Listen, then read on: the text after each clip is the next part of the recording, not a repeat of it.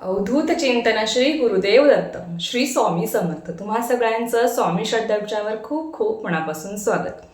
आजच्या व्हिडिओमध्ये आपण अक्षय तृतीयेला आपल्याला 7 कवड्यांची सेवा करायची आहे. ही सेवा आपल्याला लक्ष्मी प्राप्तीसाठी करायची.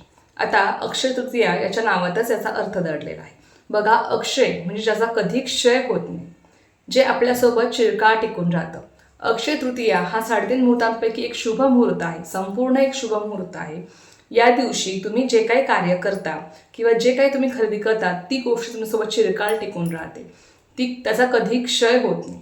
तसंच बघा, जसं आपण एखादी खरेदी करतो, जसं की सोनं, चांदी किंवा एखादी जमीन तुम्ही खरेदी करणार असाल किंवा कुठलंही शुभ कार्य तुम्ही या दिवशी करणार असाल, ते जसं आपल्यासोबत चिरकाळ टिकून राहतं, त्याचप्रमाणे या दिवशी आपण जी कोणती सेवा करतो ती सुद्धा सेवा आपल्यासोबत चिरकाळ टिकून राहते आणि त्याचं जे काही फळ आहे ते आपल्याला कायमस्वरूपी मिळत राहतं.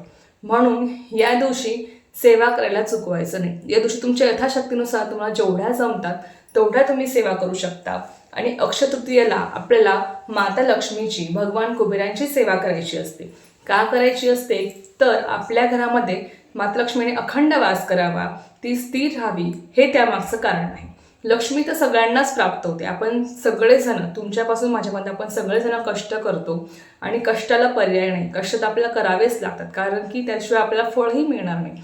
कष्ट आपल्याला करणं आहे, पण कष्ट करूनही कधी कधी आपल्याला हवं तसं यश मिळत नाही किंवा लक्ष्मी प्राप्त होते, पण लक्ष्मीला अनेक वाटा असतात. वायफळ मार्गाने पैसा खर्च होणं किंवा बघा, पैसा टिकत नाही. ज्या घरामध्ये पैसा टिकत नाही तिथे लक्ष्मी स्थिर राहत नाही. म्हणून लक्ष्मी प्राप्त तर होते, पण लक्ष्मी स्थिर राहण्यासाठी किंवा लक्ष्मी प्राप्तीचे मार्ग मोकळे होण्यासाठी आपल्याला या दिवशी ही सेवा करायची. ही सेवा आपल्याला परमपूज्य गुरु मौलींनी सुचवलेली आहे. आपली आर्थिक परिस्थिती मजबूत करण्यासाठी आपल्याला परमपूज्य गुरु मौलींनी अनेक सेवा सांगितल्या. त्यातलीच ही एक प्रभावी आणि तितकीच अनुभवसिद्ध सेवा आहे, ती म्हणजे 7 कवड्यांची. आता 7 कवड्यांची सेवा बरेच जण ही सेवा करत आहेत, अनुभव सुद्धा घेत आहेत. पण ज्यांनी अजूनही केलेली नाही त्यांनी नक्कीच अक्षय तृतीयापासून तुम्हाला ही सेवा करायची आहे. खूप सुंदर सेवा आहे आणि तितकीच फलदायी आहे. नक्की तुम्ही जर मनापासून पूर्ण श्रद्धेने ही सेवा केली तुम्हाला याचा अनुभव आल्याशिवाय राहणार नाही. आता सेवा कोणती आहे? 7 कवड्यांची सेवा आहे. कशी करायची आहे ते बघा. काय करायचं आहे, तुम्हाला 7 पांढऱ्या कवड्या घ्यायच्या. अर्थात बघा, अक्षय तृतीया आहे, ज्यांच्याकडे कवड्या नाही आहे त्यांनी अक्षय तृतीयेला 7 कवड्या, तुम्हाला पांढऱ्या 7 कवड्या तुम्हाला खरेदी करायच्या आहेत. आणि त्या कवड्या आपल्याला पिवळ्या करायच्या असतात. बरेच जण पिवळ्या कवड्या खरेदी करतात, पण बघा, आपल्याला 7 पांढऱ्या कवड्या खरेदी करायच्या आहेत. आणि मग जेव्हा आपण सेवा करणार आहोत तेव्हा आपल्याला त्या पांढऱ्या कवड्या आपल्याला पिवळ्या करायच्या असतात. पिवळ्या कवड्या खरेदी करून आणू नका, पांढऱ्याच कवड्या खरेदी करा. तर काय करायचं आहे बघा, पांढऱ्या कवड्या खरेदी करून आणल्यानंतर या दिवशी तुम्ही ज्या वेळेला ही सेवा करणार, आता ही सेवा तुम्ही सकाळी करू शकता, दुपारी करू शकता, संध्याकाळी करू शकता, झोपेपर्यंत कधीही तुम्ही ही सेवा करू शकता. रात्री झोपेपर्यंत तुम्ही कधीही सेवा करू शकता, काहीच हरकत नाही. तर सेवा काय करायची आहे, अर्थात आता पांढऱ्या कवड्या तुम्ही आणलेल्या आहेत तर त्या तुम्हाला पिवळ्या करायच्या असतात. आता पिवळ्या कशा करायच्या, तर आपल्या हातावर थोडीशी हळद टाकून घ्यायची.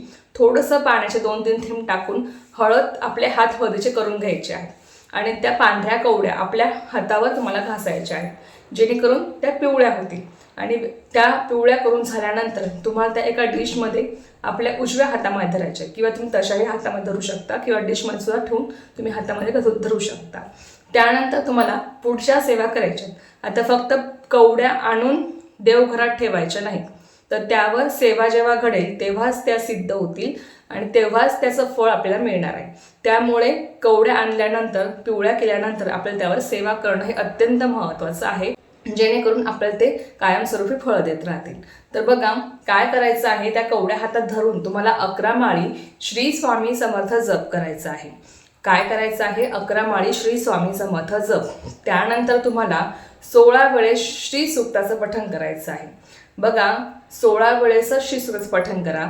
जर नसेल जमत 16 वेळेस, तुम्ही किमान एकदा जरी केलं तरी सुद्धा चालणार आहे. श्री सूक्त हे लक्ष्मी प्राप्तीसाठी अत्यंत प्रभावी स्तोत्र आहे, नक्की करण्याचा प्रयत्न करा. 11 माळे श्री स्वामी समर्थ, 16 वेळेस श्री सूक्त. ज्यांना 16 वेळेस जमत नाही त्यांनी एकदा करायचा प्रयत्न करा. पण बघा, जेवढ्या वेळेस तुम्ही त्यावर सेवा करणार तेवढ्या तुमच्या त्या सेवेने त्याची ताकद वाढणार आहे आणि त्याचं फळ तुम्हाला तेवढ्याच पटीने मिळणार आहे. त्यानंतर बघा, 16 वेळेस श्री सूक्त पठण करून झाल्यानंतर तुम्हाला 1 वेळेस व्यंकटेश स्तोत्र पठण करायचं आहे. त्यानंतर तुम्हाला लक्ष्मी गायत्री मंत्र, विष्णू गायत्री मंत्र, कुबेर मंत्र हे तिन्ही मंत्र तुम्हाला 1-1 माळा जप करायचा आहे. लक्ष्मी गायत्री मंत्र कोणता?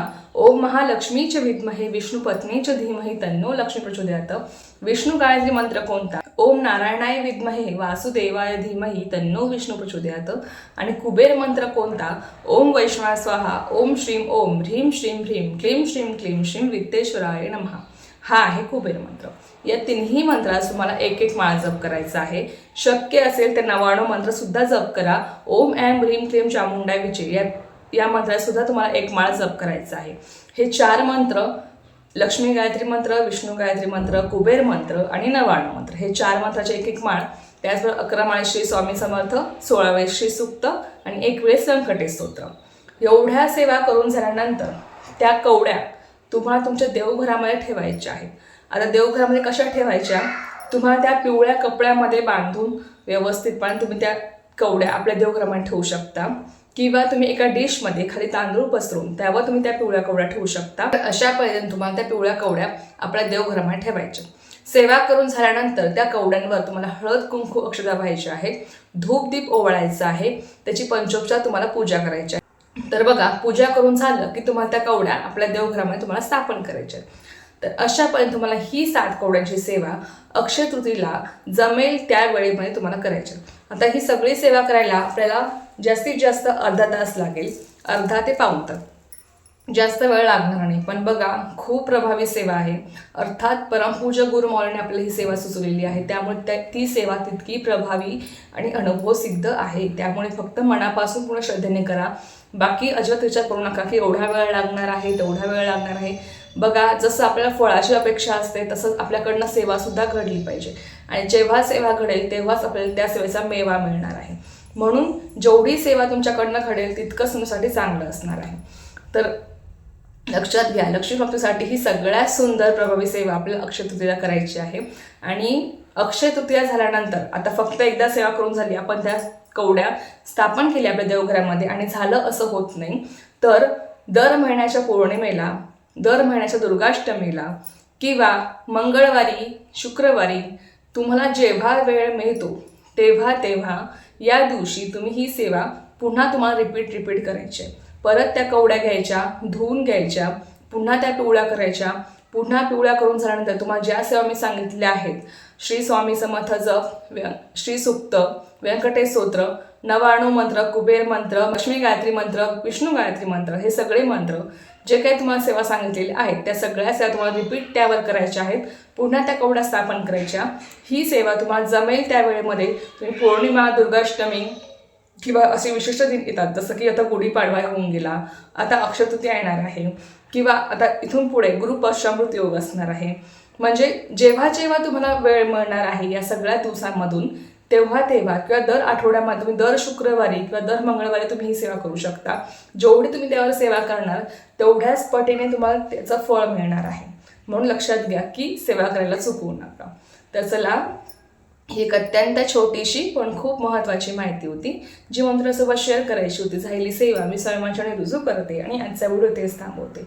तुम्हाला ही माहिती आवडली असेल तर व्हिडिओला लाईक, शेअर, सबस्क्राईब करायला विसरू नका. पुन्हा भेटूया अशाच एका नवीन व्हिडिओसोबत किंवा नवीन शेअरसोबत. तोपर्यंत सर्वांना श्री स्वामी समर्थ. जय जय स्वामी समर्थ.